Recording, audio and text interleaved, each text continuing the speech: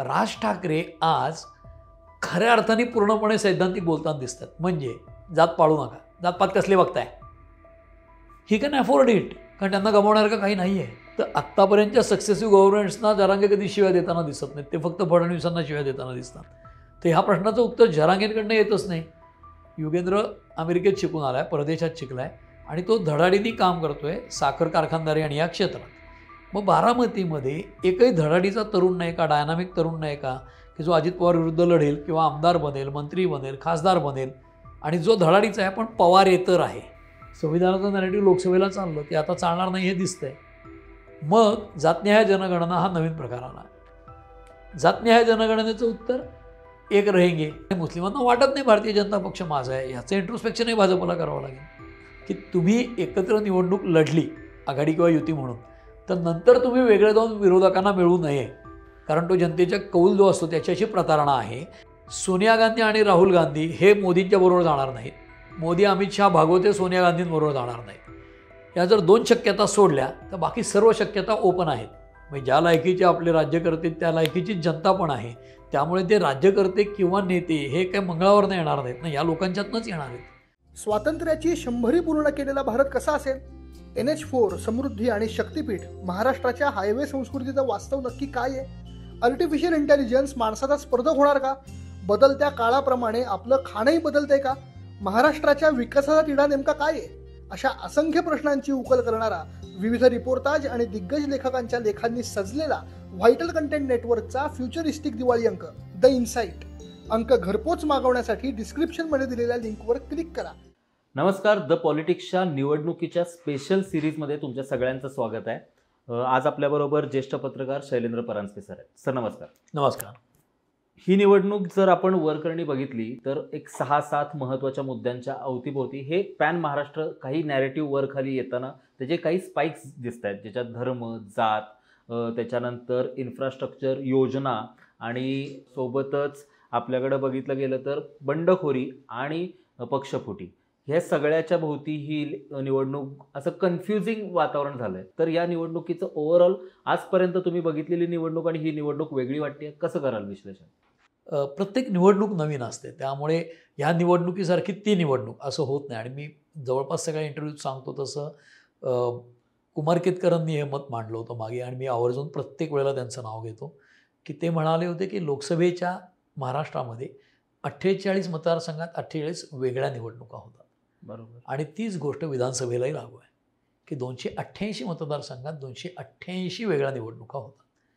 आणि हे तुम्ही देखील विचार केलात तर पटकन लक्षात येईल की तुम्ही जिथे राहत असाल, तुम्हाला या मतदारसंघाचा अभ्यास असेल किंवा माहिती असेल, 2 शेजारचे मतदारसंघ किंवा तिथली माणसं, इलेक्टरेट, उमेदवार, मतदार, पोलीस अधिकारी, प्रशासकीय अधिकारी कोणीच सारखे बिहेव करत नाहीत.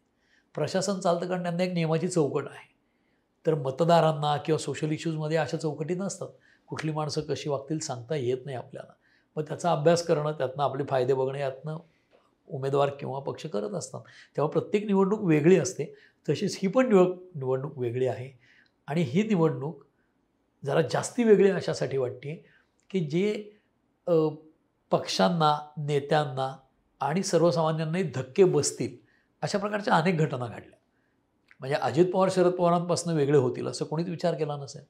शिवसेना फुटली, म्हणजे काँग्रेस फुटलेली नाही पण कधी नव्हती इतकी दुबळी झालेली आहे महाराष्ट्रात, म्हणजे विशेषतः नेतृत्वहीन झालेली आहे.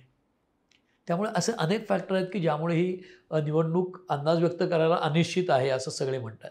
बरं, ज्येष्ठ पत्रकार किंवा समीक्षक सोकॉल किंवा विश्लेषक किंवा तज्ज्ञ हे लोक अंदाज व्यक्त करायला हल्ली घाबरायला लागलेत. म्हणजे मागच्या निवडणुकीला लोकसभेच्या योगेंद्र यादव जपून बोलत होते, कारण त्याच्या आधी त्यांचा अंदाज चुकला होता. ते जपून बोलत होते, मग कोर्स करेक्शन तेही करायला लागले विश्लेषक लोक.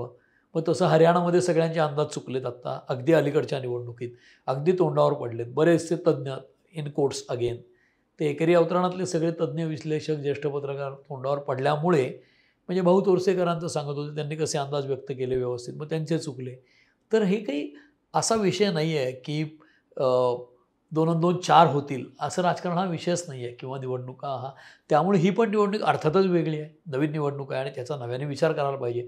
आपण नव्याने किंवा वेगळा विचार करू शकतो का, ही खरी कसोटी आहे असं मला वाटतं आणि मी स्वतःला तपासायचा प्रयत्न करतो. तुम्ही आत्ता एक म्हटलात की 2+2 राजकारणात 4 होत नाही. होतच नाहीत. तर केमिस्ट्रीची निवडणूक आहे का? कारण की दोन्हीकडे जर आपण बघितलं तर 3 नव्या प्रकारच्या आघाड्या युती आहेत. या महाराष्ट्रात आजपर्यंत नव्हत्या. ज्या काही होत्या त्या छोट्या छोट्या सर्कलमध्ये, म्हणजे पुण्यात 2012 साली असाच प्रयोग झाला होता. शिवसेना, राष्ट्रवादी आणि भाजप एकत्र आलं होतं. पण अशा छोट्या छोट्या ठिकाणी होणं एक ठीक आहे, पण पॅन महाराष्ट्र अशा 3 इकडं 3 पक्ष असणं, ही केमिस्ट्रीची त्यांची लढाई आहे का? नाही, केमिस्ट्रीमध्ये कसं होतं, केमिस्ट्रीमध्ये तुम्ही मी रसायनशास्त्राचा पदवीधर आहे म्हणून सांगतो हो. की केमिस्ट्रीमध्ये यांची केमिस्ट्री जुळते असं ते हिरो हिरोईनच्या बाबतीत पण शब्दप्रयोग वापरतात. तर यांची केमिस्ट्री जुळणं म्हणजे पडद्यावरती खरे हिरो हिरोईन आहेत असं वाटणं म्हणजे बरोबर. केमिस्ट्री जुळणं. बरोबर. तर केमिस्ट्रीमध्ये मिसिबिलिटी नावाचा एक शब्द आहे की एकमेकात मिक्स होऊ शकणारे घटक इमिसिबल असतात की जे नाही मिक्स होत. तर तसं आत्ता लोकसभेच्या वेळेला आपण पाहिलं की अजित पवारांना घेतलेलं भारतीय जनता पक्षाच्या इलेक्टरेटला म्हणजे मतदारांनाच आवडलेलं नव्हतं असं दिसतंय ओव्हरऑल.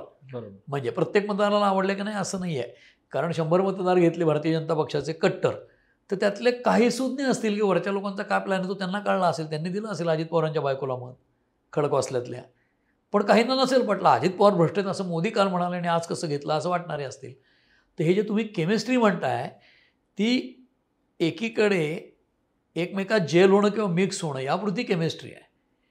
पण केमिकल कंपोनंट्स म्हणजे कुठलीही द्रावणं किंवा एखादा पदार्थ म्हणजे मोदकात सारण असतं, ते बाहेर आलं की मोदक फुटला म्हणजे चांगला नाही असं आपण म्हणतो, आत राहिला तर व्यवस्थित आहे, खाताना बाहेर आला पाहिजे. अशी अनेक उदाहरणं जरी दिली तरीसुद्धा मुळामध्ये 3 पक्षांची आघाडी आणि 3 पक्षांची महायुती हे प्रमुख घटक आहेत. आता ते एकत्र नांदतात का? आलेत ना, ते आत्ता दिसत आहेत एकत्र. पण लोकसभेच्या वेळेला महाविकास आघाडी जास्ती एकत्र होती असं दिसत होतं, तुलनेने महायुती विस्कळीत होती असं आपल्याला दिसलं. आणि त्याचे परिणाम आत्ता दिसत आहेत की 1 महिना आधीपर्यंत महाविकास आघाडीला अपर हँड आहे असं वाटत होतं, की जे आत्ता महायुतीमध्ये तितकी भांडणं नाहीत असं वाटत होतं. पण प्रत्यक्ष जेव्हा तिकीट वाटप झालं आणि फॉर्म भरले आणि प्रचार सुरू झाला तेव्हा लक्षात आलं की बंडखोरीची लागणी सगळ्याच पक्षांना झाली आहे. त्यामुळे जवळपास 100-125पेक्षा जास्त आपल्याला बंडखोर किंवा वेगवेगळे लोक निवडणुका लढवताना दिसतात जे अधिकृत उमेदवार नाहीत. तसं जर असेल तर ही केमिस्ट्री जी आहे, केमिस्ट्रीमध्ये 2 गोष्टी मिक्स केल्यात आणि दोन्ही द्रावणांच्या बाटल्या बाजूला ठेवल्यात असं आपण समजूया. तर हे जे मिक्स केलेलं द्रावण आहे ते अधिकृत उमेदवार असं जर आपण समजलं तर त्याच्यामध्ये हा जो बंडखोर आहे बाहेरचा, तर तो पण निवडून येऊ शकतो काही ठिकाणी, इकडचा बंडखोरी निवडून येऊ शकतो अशी पण स्थिती आहे. आणि ही 6ही पक्षांना लागू आहे.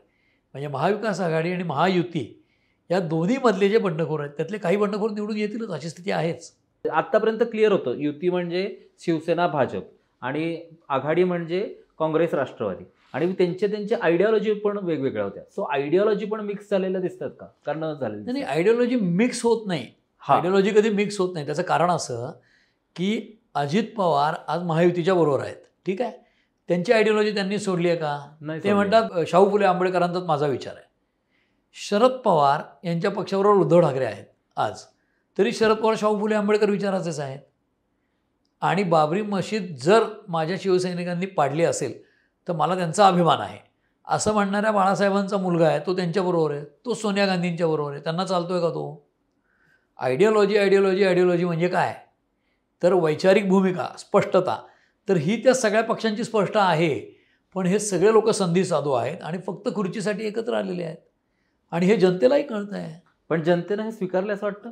स्वीकारलं आहे का नाही आपल्याला निवडणुकीतनं कळेल ना. अरे हे बघा, आपण काय म्हणतो राजकारणामध्ये, अन्य कुठल्याही क्षेत्रामध्ये डॉक्टर एखादा मुलगा झाला तर तो MBBSला गोल्ड मेडल आहे. गोल्ड मेडल काय करायचं? चाटायचं का? प्रॅक्टिस चालते आहे का? त्याला सर्जरीला पहिला आला, त्याला सर्जरी करता येते का? हात थरथरत असेल तर का उपयोग गोल्ड मेडल मिळून? भाजीवाला आहे, त्याची भाजी चांगली आहे का? तो फसवत नाही ना, मापात मारत नाही ना. असं प्रत्येक क्षेत्रामध्ये त्या त्या क्षेत्राची एक गुणवत्ता असते. तशी राजकारणामध्ये अनेकांची राजकारणी म्हणून गुणवत्ता खूप भारी असेल, ती मोजायची कशी? निवडणुका. जसं बिझनेसमनचा टर्नओव्हर तुम्ही विचारता, बिझनेसचं एक्सपान्शन आहे का, त्याचं काय एकूण बिझनेसमनची गुणवत्ता कशी ओळखणार? म्हणजे टाटा आणि अंबानी दोन्ही बिझनेसमनच आहेत, चांगल्यापैकी टर्नओव्हर आहे, पण टाटाची जी पुण्य आहे ती अंबानींना आहे का?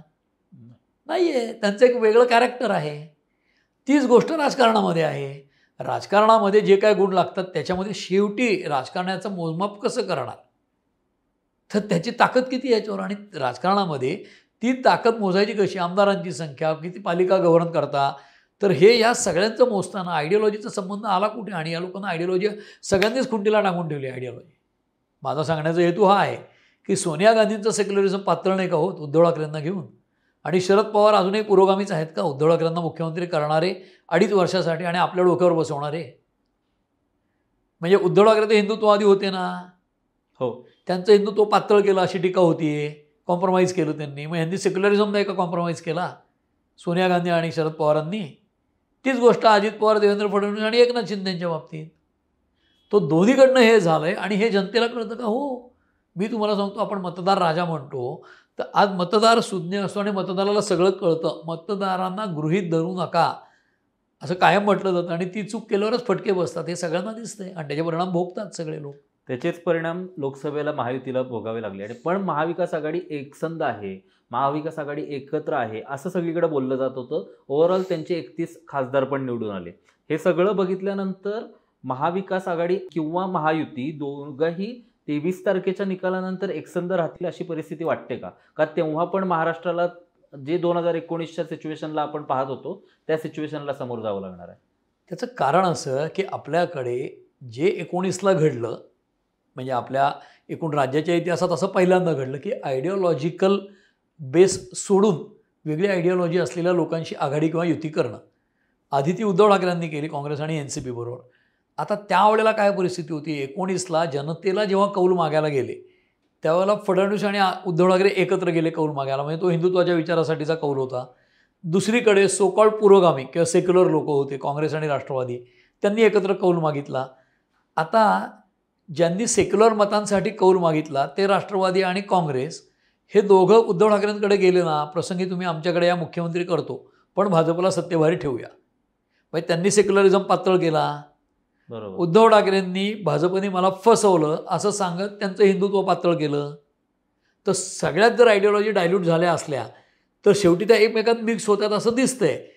पण तरीही त्या मिक्स होताना नवाब मलिकांना जेव्हा अधिकृत उमेदवारी अजित पवार देतात तेव्हा त्यांनी त्यांचा कॅरेक्टर ठेवायचा प्रयत्न केला आहे की मी काही हिंदुत्ववादी नाही आहे हे त्यांनी ठासून सांगितलं आहे नवाब मलिकांना उमेदवारी देऊन.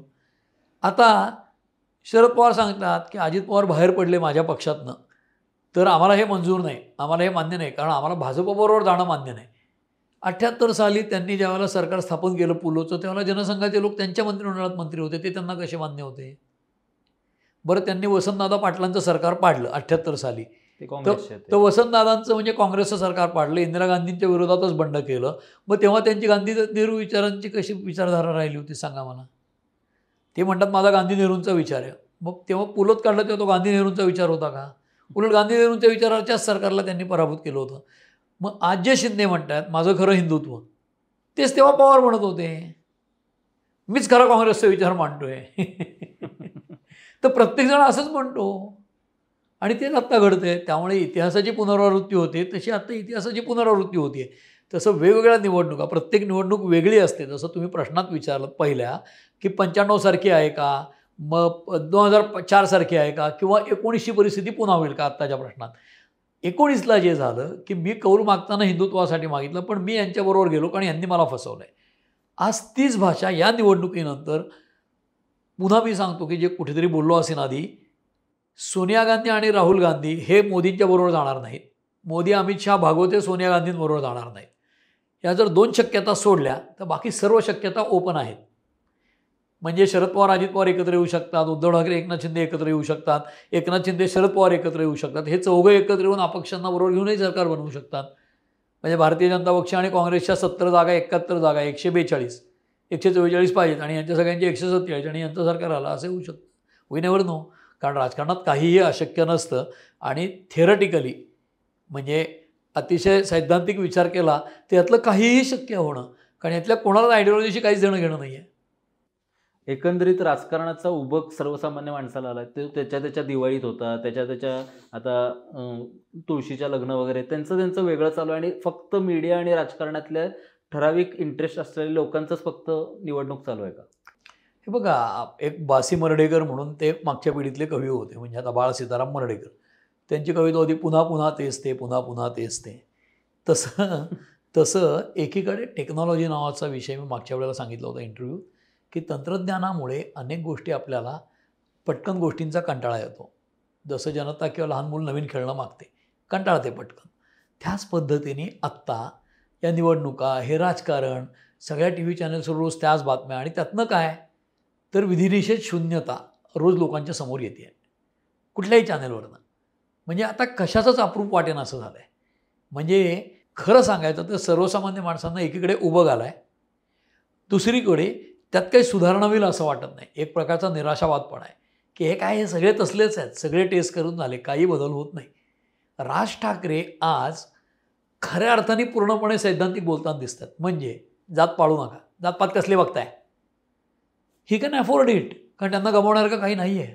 Nothing to lose. जात कशाला बघताय, जो तुमचं काम करेल त्याला द्या, कारण त्यांचे स्टेक्स खूप कमी आहेत. बाकीचे सगळे पक्ष जपून बोलतात, कुठल्याच जातीविरुद्ध धर्माविरुद्ध बोलणार नाहीत, कारण त्यांचा व्हेस्टेड इंटरेस्ट जास्त आहे तिथे. राज ठाकरे बिनधास्त सत्याच्या जवळ जाऊ शकतायत. आत्ता तुम्ही काढून बघा सगळी भाषणं त्यांची, ते खूप सत्याच्या जवळ आहेत असं आत्ता दिसेल. आणि टाळ्या घेणारी वाक्य किंवा लोकांना सामान्यांना आवडतील अशी वाक्य आहेत. कारण हाच आत्ता काळ आहे की जेव्हा सर्व लोकांच्याबद्दल भ्रमनिराश झाला आहे, त्यावेळेला त्यांच्याकडे आशेचा किरण म्हणून बघू शकतात का. 9 सालचे राज ठाकरे जे होते, जंजीरमधले अमिताभ, ते जर आज असते तर कदाचित खूप जास्त यश मिळालं असतं त्यांना. पण तेही टेस्टेड ऑप्शनच आहेत एक प्रकारचं. त्यामुळे हे सगळे ऑप्शन टेस्ट केल्यामुळे लोकांचा भ्रमनिराश झाला आहे. दुसरीकडे टेलिव्हिजनमुळे म्हणजे सभांना गर्दी होत नाही आता. म्हणजे आज सकाळी एकाने मला सांगितलं, अरे मोदींची सभा झाली पुण्यात, पण म्हणावं तशी चर्चा नाही. जशी पूर्वी व्हायची की सभा झाली की 1-2 दिवस ती हवा असायची त्या चर्चेची, त्याच्या सभेत काय बोलले, मग कसं ते अमुक तमुक.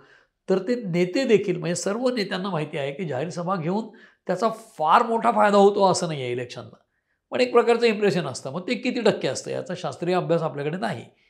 की जसं मतदार आधीच ठरवतात कोणाला मत द्यायचं, मग फ्लोटिंग वोट्स किती असतात, ते 10% असं पूर्वी म्हणायचे, मग ते ऐन वेळेला. म्हणजे आत्ताची निवडणूक इतकी अभूतपूर्व अशी आहे, कारण काय, प्रचंड कन्फ्युजिंग वातावरण आहे. कारण मूळ 4 पक्षांचे 6 पक्ष झाले, अपक्ष अनेक आहेत, एका पक्षामधले 2-3 ॲस्पायरंट्स आहेत की त्यालाही वाटतं मी येईन. त्यामुळे मूळ 6 पक्ष, 3-4 या आघाड्या, वंचित, अमुक तमुक, हे 10, प्रत्येक पक्षातले ॲस्पायरंट्स असे 15-20 जण जर उभे असतील तर शक्यता ऑब्व्हियसली वाढली. त्यामुळे जी माणसं फ्लोटिंगमधली आहेत ती इकडं तिकडं जायची पण शक्यता वाढली. जेव्हा त्यांना ऑप्शन 2च असतील तेव्हा ते फ्लोटिंगवर इकडे किंवा इकडे जातील ना, ते आता 10 ठिकाणी जातील. म्हणजे इकडचं कॉम्प्लिकेशन वाढलं. त्यामुळे महाराष्ट्राची निवडणूक आत्ताची अधिक गुंतागुंतीची झाली आहे. आणि त्यामुळे तो ऑप्शन काय असेल, काहीही होऊ शकतं. म्हणून सगळे मोठे लोक काय म्हणतात, धक्कादायक अनेक निकाल लागतील. त्यानंतर नेमकं काय होईल सांगता येत नाही. आणि तुम्ही जो प्रश्न विचारला की 23 नंतर हे राहील का, नाहीच राहणार. त्याचं कारण असं, आपल्याकडे प्रेसिडन्स आहे. जर उद्धव ठाकरे उठून हिंदुत्वावर मतं मागून काँग्रेस NCP बरोबर गेले तर त्याच न्यायाने आत्ता काही लोक प्रश्न विचारतात इंटरव्ह्यूमध्ये, म्हणजे तुमचं आधी ठरलं आहे का की बंद खोलीत मागच्या वेळी झालं तसं बघा, वेगळं काहीतरी काढतील, यांनी मला प्रॉमिस केलं होतं, आता नाही केलं. 1 वर्षासाठी मुख्यमंत्री अजित पवार म्हणेल 6 महिने तरी करायचं होतं एकनाथ शिंदेच्या जागी, मला नाही केलं म्हणून मी गेलो. काही होऊ शकेल, वी नेव्हर नो. आता तुम्ही मगाशी म्हटलात की जो एक मुद्दा तुमच्या बोलण्यात आला की जात हा फॅक्टर खूप क्रुशल दिसला ओव्हरऑल, किंवा जरांगेंचं ओव्हरऑल आंदोलन ह्याच्याकडे बघितल्यानंतर कोणाला तरी पाडण्यासाठी तुम्ही मतदान करा हे अपील करणं, किंवा ओव्हरऑल जात हा फॅक्टर. काही गावं मी जेव्हा फिरत होतो, हे गाव मराठा आहे म्हणून इथं मराठ्यांना मतदान होईल, हे गाव धनगर आहे, म्हणजे ब्लॅक ऑर व्हाईट, त्याच्यात ग्रे अँगलनं न बघणं, किंवा जाती वाईजच सगळं किडं बघणं, असा महाराष्ट्राची दृष्टिकोन बनत गेली आहे. खास करून लोकसभेनंतर ती जास्त, आणि लोकसभेच्या आधी तीव्र होती ती आता आणखी तीव्र होत गेली आहे. असं तुम्हाला वाटतंय का? त्यावर महाराष्ट्रानं काय विचार केला पाहिजे जातीवर? नाही, मला असं वाटतं की हे जे आहे ना, की आता मुळात जरांगेंचं आंदोलन आणि त्याचे परिणाम, ठीक आहे, तर जरांगेंचं आंदोलन आणि त्याचे परिणाम आता मुख्यत्वे मराठवाड्यात दिसतील का, तर दिसतील ऑब्व्हियसली, कारण ते तिथले आहेत आणि तिथे त्यांनी खूप आंदोलनं केली आहेत आधी, आणि त्याचा परिणाम त्यांना मिळतोच. म्हणजे माणूस एकदम एका रात्रीत 100 जोर मारले म्हणून काय पैलवान होत नाही, त्याला सातत्याने काही काळ व्यायाम करावा लागतो. आणि जसं दुसरं उदाहरण, माझे एक शेजारी होते मराठीचे प्राध्यापक, ते द्यायचं, तेही मी सांगतो अनेकदा, की ज्यावेळेला तुम्ही 4 पोळ्या खाऊन तुमचं पोट भरत असेल तर ते पोट भरलं हे कर्तृत्व 4थ्या पोळीचं नसतं किंवा 3ऱ्या पोळीचं नसतं, क्युम्युलेटिव्हली माणूस विचार करतो. त्यामुळे सगळं जेवल्यावरच पोट भरतं. 3 खाल्ल्या तरी कमी वाटतं, आणि 2 खाल्ल्या तरी कमी वाटतं. त्यामुळे ते पहिल्या पोळीचं हे कर्तृत्व त्यात ॲड होतंच चौथी खाता तेव्हा. त्यामुळे हा क्युम्युलेटिव्हली विचार करणं जो आहे, तसं जरांगे यांच्या बाबतीत त्यांनी काही वर्ष आंदोलन केलं होतं. तेव्हा त्यांच्याकडे एक ती पुण्याई होती. जसं आज अण्णा हजारे म्हटल्यावर आपल्याला आठवतं की कुठल्याही त्यांनी स्वतःच भ्रष्टाचार केला असं आठवतं का? नाही. ठीक आहे, त्यांच्या आंदोलनांचा फायदा घेतलेले अनेक लोक आहेत. म्हणजे किरण बेदी झाल्या राज्यपाल, ते व्ही.के. सिंग झाले मंत्री केंद्रात. ते त्यांचे इथं रोज येऊन बसायचे 13 दिवस आंदोलनाचे. त्यामुळे त्यांनी पुण्याई अण्णा हजारेंची कॅश केली आणि ते मोठे झाले तिकडे. तशीच गोष्ट आज जरांगेंच्या आंदोलनाचा फायदा घेणारे अनेक लोक असतील. जरांगे स्वतः हेतुतः काही वेडवाकडं करतायत का? तर जरांगेंनी आंदोलन केलं मुळात पहिल्यांदा निजामकालीन नोंदी व्हाव्यात. ते प्रामाणिक आंदोलन होतं. म्हणजे अगदी घरदार विसरून जीव पणाला लावून त्यांनी आंदोलन केलं. आज महाराष्ट्रामध्ये जेन्युइनली माझ्या जातीच्या बांधवांचं भलं व्हावं म्हणून मी प्रसंगी जीव पणाला लावेन अशी माणसं किती येतो? काही टक्क्यांमध्ये कमी कुठले होते. टक्के? एखादा अपवाद जरांगेंसारखा, बाकी किती माणसं आहेत की पण नाही? अशाच वेळी वंजारी समाजाला माझं म्हणणं काही- तेच आहे की हां. अशी किती आंदोलनं झाली, हाताच्या बोटावर मोडण्यासारखी झाली ना. म्हणजे एकूण 14 कोटी जनतेमध्ये वेगवेगळ्या जाती समुदाय आहेत. त्याच्यात मी फार उपोषण करून आता मरतो की काय लोकांना वाटेल इतक्या थराला मी गेलो, अशी आंदोलनं किती झाली? फार कमी झाली. आणि म्हणून एकीकडे जरांगे त्यांच्या ज्ञातीबांधवांच्या भल्यासाठी जे काय आंदोलन करतायत त्याच्याविषयी लोकशाहीमध्ये आदरच असायला पाहिजे. पण ते आंदोलन करताना त्यांनी जी भाषा वापरली ती कुठल्या सभ्य समाजात शोभणारी नाही. दुसरीकडे त्यांच्या विरोधातले जे मुद्दे आहेत की ज्या वेळेला अण्णासाहेब पाटलांनी गोळे मारून घेतले आंदोलनात, म्हणजे मराठा आंदोलनासाठी, मराठा आरक्षणासाठी, तेव्हापासून इश्यू, आणि तेव्हाही शरद पवार मुख्यमंत्री होतेच ना. तेव्हापासून हा प्रश्न सुटला नाही आहे. तर आत्तापर्यंतच्या सक्सेसिव्ह गव्हर्नमेंट्सना जरांगे कधी शिव्या देताना दिसत नाहीत. ते फक्त फडणवीसांना शिव्या देताना दिसतात. तर ह्या प्रश्नाचं उत्तर जरांगेंकडनं येतच नाही. कारण असं की माध्यमं सुद्धा जाऊन त्यांना हा प्रश्न 20 वेळा विचारत नाहीत आणि ते त्याच्यावर बोललं पाहिजे असं बंधन त्यांच्यावर नाही. ते त्यांच्या मनाला येईल तसं कुठल्या तरी एखाद्या व्यक्तीला टार्गेट करून शिव्या देऊ शकतात. आणि हे त्यांच्या आंदोलनात झाल्यामुळे ती पुण्याई कमी झाली आंदोलनाची थोडी, किती नाही म्हटलं तरी. तसं तुम्ही म्हणताय तसं एखाद्या गावामध्ये मराठा विरुद्ध वंजारी, म्हणजे बीड आणि परळीमध्ये आज तिथे जरांगेंची आंदोलनं होतात त्या काळापासून किंवा त्याच्याही आधी, म्हणजे गोपीनाथ मुंडे हयात असताना जयसिंगराव गायकवाड जेव्हा बाहेर पडले आणि शरद पवारांच्याकडे गेले त्यावेळेलाही तिथे आज जी रामकृष्ण हरी हाती घ्या तुतारी घोषणा आहे, तिथे रामकृष्ण हरी घालवा वंजारी अशी घोषणा होतीच ना. त्यामुळे असं नाही आहे, जातीवाद आपल्या समाजामध्ये खूप काळापासून आहे. जातीवाद चांगला नाही आणि मी जात धर्म याच्या आधारे विश्लेषणही करत नाही कधी. त्यामुळे ज्या गोष्टी म्हणजे चुकीच्या आहेत समाजाच्या व्यापक हितासाठी, त्यांना हायलाईट केलंच नाही पाहिजे. त्यामुळे जातीयता असेल, जाती विद्वेष असेल तर तो चांगला नाहीच. पण जात हे भारतीय समाजाचं वास्तव आहे का? तर आहे. ती जातीयता कमी करण्यासाठी आपण प्रयत्न करायला पाहिजेत. ठीक आहे, त्यांच्या आंदोलनाचा परिणाम काय? त्यांच्या आंदोलनाचा हेतू चांगलाच असेल की जाती बांधवांना जे मागे राहिलेले त्यांना फायदा व्हावा, हा चांगलाच आहे. पण ते भरकटलं का आंदोलन? इकडे तिकडे गेलं का? मग उमेदवार लढवीन, मग नुसते लढवणार नाही तर पाडण्यासाठी लढवीन, मग आता मी कुठलाच लढवत नाही, आता कोणाला तरी पाडा. तर ह्या त्यांच्या भूमिका आहेत. त्याचा समाज योग्य निर्णय घेईल असं मला वाटतं. आणि मतदार राजा आपण म्हणतो तसं सामान्य माणूस खूप सुज्ञ असतो. तुम्ही जे म्हणताय गावागावात भिंती उभ्या राहतील का? तर मंडल कमिशन ज्या वेळेला आलं आणि त्या एका मुलांनी जाळून घेतलं गोस्वामी नावाच्या आणि देशभर, तेव्हा मी उत्तर भारतातल्या अतिशय रिमोट भागामध्ये अगदी जाऊन पाहणी केली होती की ह्या आंदोलनाचे परिणाम झाले. तर अगदी छोट्या गावामध्ये मंडल कमिशन नंतर जे मित्र गप्पा मारायचे ते आता एकमेकाला जातीने ओळखायला लागले. हा भेद झाला. तर आरक्षणाचे जसे, पण हा मी सांगताना आरक्षणाचे फायदे नाकारण्यात अर्थ नाही. आरक्षणाचे फायदे झालेच. त्यामुळे व्यापकतेने आरक्षण असायला पाहिजे का? पाहिजे. समाजामध्ये इतके मागास लोक असतील किंवा मागे पडलेले असतील तर त्यांना आरक्षण द्यायला पाहिजे. त्याचं काहीतरी कॉन्स्टिट्युशनल प्रोव्हिजन करायला पाहिजे, हे खरंच आहे. पण ते करताना विद्वेष वाढणार नाही याची काळजी घ्यायला पाहिजे. आणि त्याच्यामध्ये नेत्यांचं आचरण खूप महत्त्वाचं ठरतं, कारण नेत्यांच्या मागे लोक जात असतात. आपण व्यक्तिगत पातळीवर तो प्रयत्न करायला पाहिजे. या भिंती आत्ता उभ्या राहत आहेत, मराठवाड्यात काही ठिकाणी राहिल्यात. त्याचे परिणाम काय होतील इलेक्शनवर? स्वाभाविकपणे होतील. म्हणजे आज देवेंद्र फडणवीस या माणसाला मराठवाड्यात प्रचारालाही जाता आलं नाही, ही फॅक्ट आहे लोकसभेला. तर एवढा विद्वेष महाराष्ट्रात नव्हता, याचा सगळ्यांनी विचार करायला पाहिजे. ठीक आहे, काही लोकांना त्यामध्ये बरंही वाटत असेल की या पद्धतीने तुम्हाला बाकीची दारं बंद करू, पण ठीक आहे. महाराष्ट्राने यापूर्वी खूप मोठ्या राज्यकर्त्यांना कोल्हापूरच्या गादीला फाटकी गादी म्हणली म्हणून 12 वर्ष यशवंतरावांनाही बंद केलं होतं कोल्हापूर, किंवा या पद्धतीचे दाखले देतात जुने लोक. मला माहीत नाही खरं काय खोटं काय, परंतु या गोष्टी बोलल्या जातात आणि जात ही लोकात असते आपल्याकडे.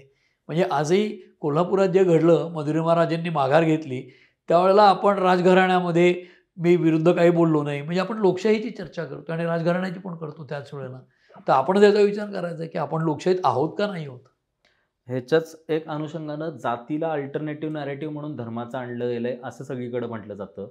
जेव्हा अमित शहा संभाजीनगरमध्ये येतात आणि तिथं असं सांगतात की अशा आंदोलनं आम्ही हँडल केली आहेत आणि इथं 45 जागाहून जास्त आम्ही निवडून आणू, अशा लाईनला जेव्हा बोलतात आणि नंतर बटेंगे तो कटेंगे अशा लाईनला येतं, एक हे तो सेफ हे येतं, अशी नॅरेटिव्ह धर्म म्हणून येतात. त्याच्यानंतर एक आधी जे निर्भय बनो म्हणून आंदोलन होतं त्याला पॅरलल म्हणून सजग रहो म्हणून आंदोलन येतं आणि वेगवेगळ्या पद्धतीनं समाजात एक छोटे मेळावे घेतले जातात. हिंदू स्वाभिमान मेळावा म्हणून काल इथं माधवीलता येऊन गेल्या, आज योगीजी येत आहेत. अशा बऱ्याच ठिकाणी मायक्रो लेवलला ॲडजस्टमेंट केल्या जात आहेत. तर धर्माचा अल्टरनेटिव्ह जो उभा केला जातोय जातीला, त्याच्याकडे तुम्ही कसं बघता? अमिताभ बच्चन नावाचा नट आहे, अभिनेता आहे, अतिशय मोठा अभिनेता आहे. अमिताभ बच्चननी एका चित्रपटामध्ये विमानाला दोर बांधलेला असतो आणि तो तोंडाने ते विमान थांबवतो उडणार. आता हे उदाहरण दिलं तर हास्यास्पद आहे, कोणालाही पटणार नाही की असं तोंडाने विमान थांबवता येईल. पण अमिताभ जीव खाऊन ते करतो त्या चित्रपटात, दिसतं आपल्याला. कारण काय, तर अमिताभ बच्चन हा वेगळा आहे आणि ते करणारा नट वेगळा आहे, ते कॅरेक्टर आहे. त्याला ॲक्टिंग करण्याचे पैसे मिळतात म्हणून तो ते ॲक्टिंग करतो. चित्रपटाचा दिग्दर्शक आहे, तो ठरवतो असा शॉट घेतला तर चित्रपट चालेल, ठीक आहे. चित्रपटात अतिरिक्त गोष्टी घडतात. तसं तुम्ही जे म्हणालात आत्ता की जातीला फेस करण्यासाठी किंवा उत्तर देण्यासाठी हिंदुत्वाचा मुद्दा येतो आहे. साधी गोष्ट आहे की राहुल गांधी जातनिहाय जनगणनेची मागणी करत आहेत, बरोबर. त्यांच्या सगळ्या भाषणात करतायत आणि संविधान अजूनही ते बोलतात कारण संविधानाचा फायदा लोकसभेला मिळाला, ठीक आहे. आज जातनिहाय जनगणना ब्रिटिशांच्या काळात झाली, म्हणजे स्वातंत्र्यपूर्व काळात झाली. आज परिस्थिती अशी आहे की वेगवेगळे जात समूह किंवा जाती उपजाती आरक्षण मागायला लागल्यात. त्याच्यावरून समाजात विद्वेष होतो आहे किंवा काही कलह निर्माण होतो आहे किंवा अशांतता निर्माण होती असं आपण म्हणूया. आणि धनगरांच्या आरक्षणामुळे आदिवासी असुरक्षित त्यांना वाटायला लागतं. मग धनगर का धनगड त्याच्यावर नव्हतं, मग ते इथे दिलं तर गुज्जरांचं काय होणार वगैरे, असे अनेक प्रश्न आहेत. आता हे सगळे प्रश्न गुंतागुंतीचे आहेत. त्याचं कारण असं की समाजामध्ये किंवा माणसात काही बदल करायचा तो काय असा मशीनसारखा नसतो, एक स्क्रू पिळला आणि माणूस नीट झाला असं होत नाही.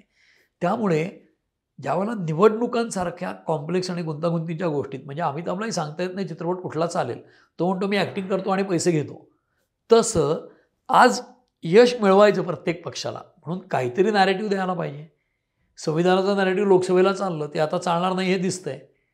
मग जातनिहाय जनगणना हा नवीन प्रकार आला आणि अनेक लोकांना वाटतं जातनिहाय जनगणना झाली पाहिजे. त्याला उत्तर म्हणून भारतीय जनता पक्ष ही गोष्ट करत आहे की हे लोक तुम्हाला जाती जातीत विभागतात. एक ओबीसी म्हणून अख्खा वर्ग तुम्ही उभे राहता, पण तुमच्या सगळ्यांच्या जाती मोजल्या तर मग त्या आरक्षणात तुम्हाला एकूण 27% आरक्षण आहे, ते अर्धा टक्का पाव टक्काच मिळेल तुमच्या विशिष्ट जाती विशेष बांधवांना. तीच गोष्ट एस टींची. तुम्हाला एस टी म्हणून एक समूह आहे आदिवासी बांधवांचा, आज तुम्हाला जाती उपजातीत विभागलं तर तुमच्यात एकमेकात भांडणं व्हायला लागतील असं ते आर्ग्युमेंट करतात. ते करताना देखील या सगळ्या लोकांना त्यांच्या घटनात्मक मर्यादाही पाळाव्या लागतात. म्हणजे योगी आदित्यनाथ जे आहेत ते उत्तर प्रदेशचे मुख्यमंत्री आहेत, ते इथे येऊन कटेंगे तो बटेंगे असं ओपनली म्हणू शकतात. कारण तिथल्या राजकारणात ते पूर्ण हिंदुत्वाची भूमिका आणि किंवा म्हणजे मुस्लिम विरोधी भूमिका पण घेताना दिसतात. कारण त्यांची एक प्रतिमा आहे, जशी लालकृष्ण अडवाणींची प्रतिमा ही कट्टर हिंदुत्ववादी होती आणि सॉफ्ट हिंदुत्ववाले वाजपेयी होते, तसं गोध्रामधली जी मोदींची इमेज आहे ती आज नाही. कारण ते पंतप्रधान आहेत, ते घटनात्मक पदावर आहेत. त्यामुळे ते काय म्हणतात, एक रहेंगे तो सेफ रहेंगे. एका प्रकारे हिंदुत्ववाल्या सगळ्यांनी एकत्र राहा असंच त्यांना म्हणायचं असतं. पण हिंदुत्ववादी सगळ्यांनी एक राहा असं ते न म्हणता एक रहोगे तो सेफ रहोगे म्हणतात. मग लहानपणीच्या गोष्टींची उदाहरणं देतात, काठ्या तोडता येतात, एकत्र मुळी केली की तोडता येत नाही वगैरे. तर त्यांनी काही जरी केलं तरी ते जुन्या बाटलीत नवीन दारू या पद्धतीचंच ते सगळं प्रकरण आहे, किंवा नव्या बाटलीत जुनी दारू या पद्धतीचंच आहे. तर ते दोन्हीकडनं होत आहे. म्हणजे जातनिहाय जनगणना जी आहे आम्ही आमच्या काँग्रेसच्या राज्यांमध्ये सुरू केली असं राहुल गांधी आता सांगतात, पण 70 वर्षात का नाही केली? 70 वर्षात का नाही केली? शरद पवार खूप मोठे राजकारणी आहेत, 6 दशकं राजकारण करतात. त्यांना मराठ्यांना आरक्षण द्यायचं का नाही सुचलं कधी? त्यांची व्हिजन कमी पडली असं ते कधी म्हणत नाहीत ना. आज बारामतीमध्ये अजित पवारच्या विरुद्ध लढायला युगेंद्र आहे. त्याचं ते कारण काय देत आहेत की नवनेतृत्व पुढे आणायचं आहे. युगेंद्र अमेरिकेत शिकून आला आहे, परदेशात शिकला आहे, आणि तो धडाडीने काम करतोय साखर कारखानदारी आणि या क्षेत्रात. मग बारामतीमध्ये एकही धडाडीचा तरुण नाही का, डायनामिक तरुण नाही का, की जो अजित पवार विरुद्ध लढेल किंवा आमदार बनेल, मंत्री बनेल, खासदार बनेल आणि जो धडाडीचा आहे पण पवारेतर आहे. म्हणजे 60 वर्षात त्यांनी एक नेताही घडवला नाही बारामतीत. राज्यसभेला खासदार करायची वेळ आली, सुप्रिया सुळे गेल्या. त्या म्हणाल्या मी लोकसभेला येईन बाबा, तर ते राज्यसभेला गेले. पण तिथं असं नाही म्हणाले की तू ये लोकसभेला, राज्यसभेला मी माझ्या जागी एक वेगळा तडफदार माणूस पाठवतो, अभ्यासू. नाही म्हणाले, कारण तसा नाहीच आहे माणूस बारामतीत. असेल तर तो पवारांच्या घरातच असेल, बाहेरचा नसेल. आता ही जर पवारांची स्थिती आहे 60 वर्षात, तर बाकीच्यांची काय असणार. त्यामुळे जातनिहाय जनगणनेचं उत्तर एक रहेंगे हे आहे, बाकी काय नाही. आणि हे राजकारण आहे दोन्ही बाजूने. त्या सगळ्यांना फक्त खुर्चीसाठी राजकारण करायचं आहे. खरंच समाज एक राहावा का, त्याच्यानंतर समाजाचं भलं व्हावं का, ही जर सगळ्यांची इच्छा असती, जसं मराठा आरक्षणाचं बिल सगळ्यांनी एकत्र येऊन पारित केलं विधानसभेमध्ये, तर सगळ्या पक्षांचं एकमत आहे, तर का नाही झालं 25 वर्षापूर्वी असा प्रश्न येतो ना.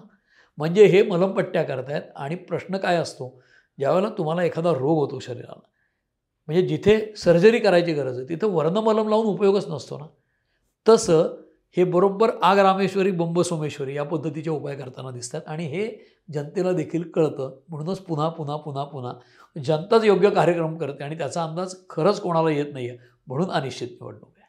पण ह्या सगळ्याकडं एक रहेंगे तो सेफ रहेंगे म्हणताना किंवा बटेंगे तो कटेंगे म्हणताना धुळ्याच्या जागेचा उल्लेख केला जातो सारखा आणि वोट जिहादचा उल्लेख केला जातो. हो, खरंच असं काय आहे?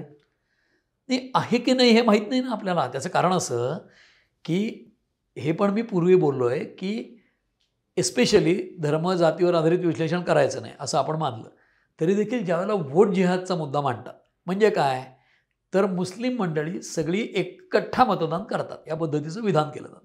मी तुम्हाला सांगतो की इस्लामाबादमधले हिंदू एकत्र असतात ना, मायनॉरिटी असले की. कुठलीही मायनॉरिटी ही आपल्या अस्तित्वासाठी असुरक्षिततेची भावना असते म्हणून एकवटते. ठीक आहे, काही हरकत नाही, एकवटली. आज मालेगावचं जे उदाहरण देतात ते उदाहरण अशासाठी देतात की ते पटकन पटू शकतं, त्याला फॅक्च्युअल आधार आहे. म्हणजे 5 मतदारसंघामध्ये 1,90,000 लीड आहे भारतीय जनता पक्षाच्या उमेदवाराला, आणि काँग्रेसच्या बचावांना 1,94,000 लीड एका विधानसभेत मिळालं आणि त्या जिंकून आल्या.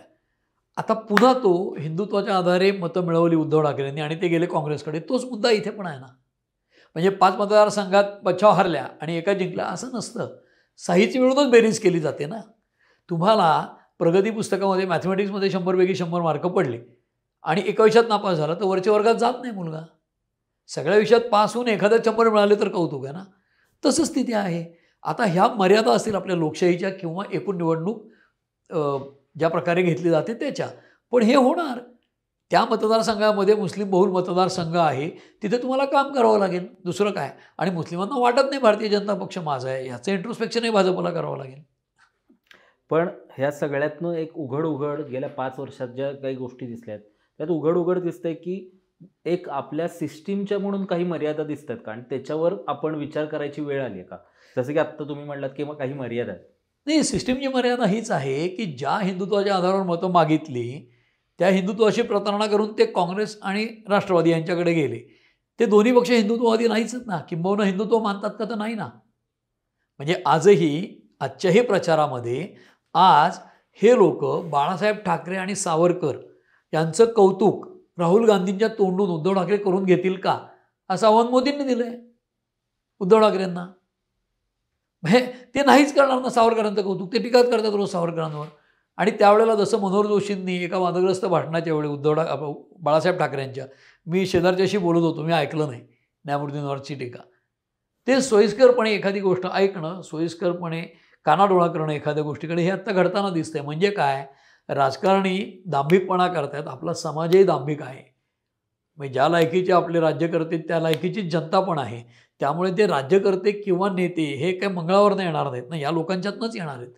ते तितकेच चांगले किंवा वाईट असणार आहेत, हे आपण लक्षात ठेवलं पाहिजे. फक्त कॉन्स्टिट्युशनल मर्यादेच्या बाबतीत अनेकांनी हा मुद्दा मांडला आहे की तुम्ही एकत्र निवडणूक लढली आघाडी किंवा युती म्हणून, तर नंतर तुम्ही वेगळे जाऊन विरोधकांना मिळू नये, कारण तो जनतेच्या कौल जो असतो त्याच्याशी प्रतारणा आहे. आणि जे लोकप्रतिनिधित्व कायद्यातलं जे आहे ना की म्हणजे निवडून आलेल्या लोकप्रतिनिधीला जी काय बंधनं आहेत, जसं एखाद्या पक्षाच्या चिन्हावर निवडून आला आणि तो व्हीप मानला नाही तर त्याचं सदस्यत्व जाईल वगैरे, तर ह्या पद्धतीची काही कायदेशीर बदल करावेत का, हा विचार होईलच आणि तो मांडतायत अनेक लोक आज.